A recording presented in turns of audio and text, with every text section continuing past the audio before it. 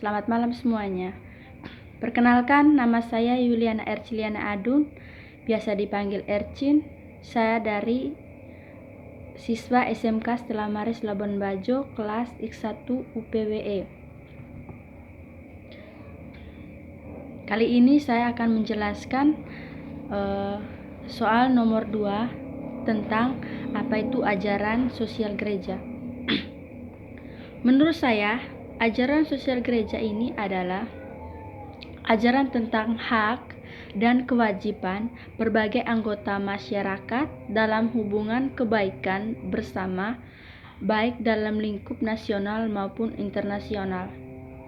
Ajaran sosial gereja ini adalah bentuk keprihatinan gereja terhadap dunia dan manusia dalam bentuk himbauan. Yang pertama adalah latar belakang lahirnya sosial gereja. Ajaran sosial gereja ini dalam dunia modern berawal pada tahun 1891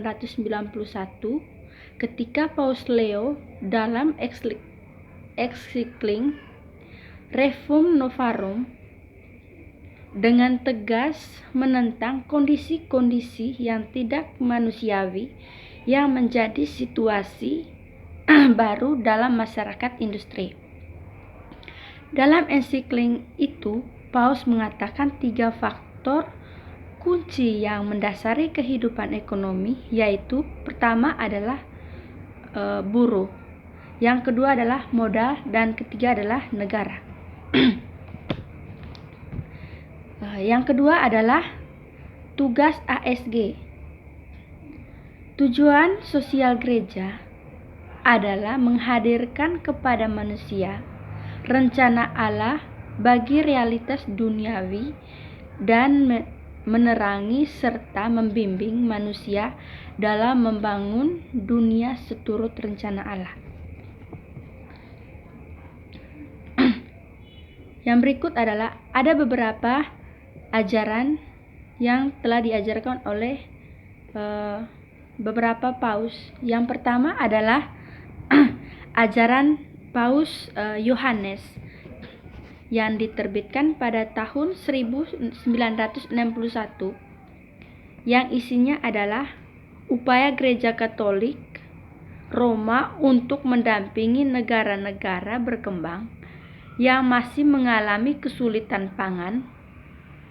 Ensiklik ini hadir untuk keprihatinan negara akan getirnya hidup manusia di mana jurang antara orang kaya dan orang miskin sangat hebat.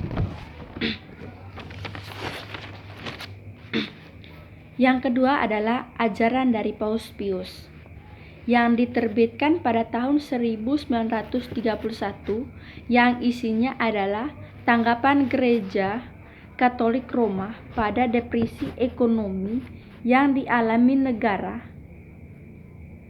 Maksud ASG ini adalah merekonstruksi tatanan sosial. ASG ini adalah sebuah terminologi, yakni subsidiaris, yaitu apa yang dapat dikerjakan oleh tingkat bawah otoritas di atasnya tidak perlu terlibat. Yang berikut adalah ajaran dari Paus Leo.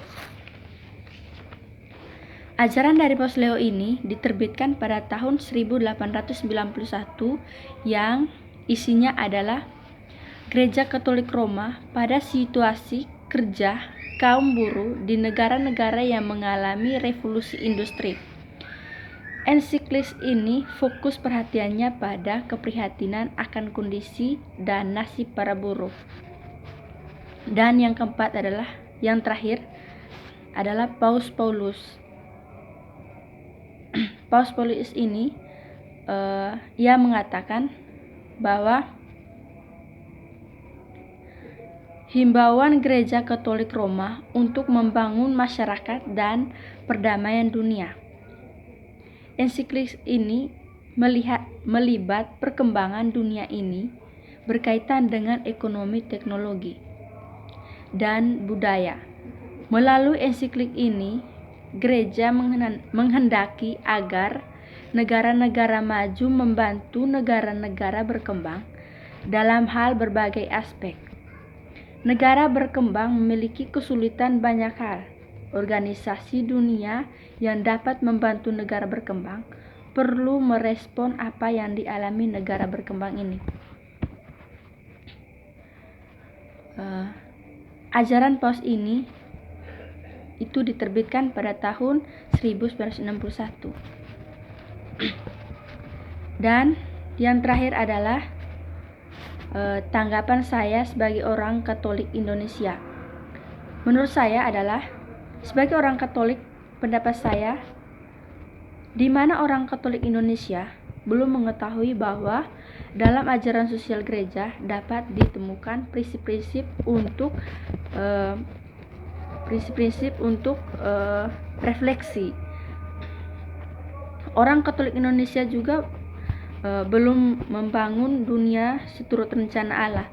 Maksudnya seperti contohnya ketika kita pergi di dalam gereja, di saat imam khotbah di depan, ada sebagian orang umatnya tidak mendengarkan khotbah dari imam di dalam gereja.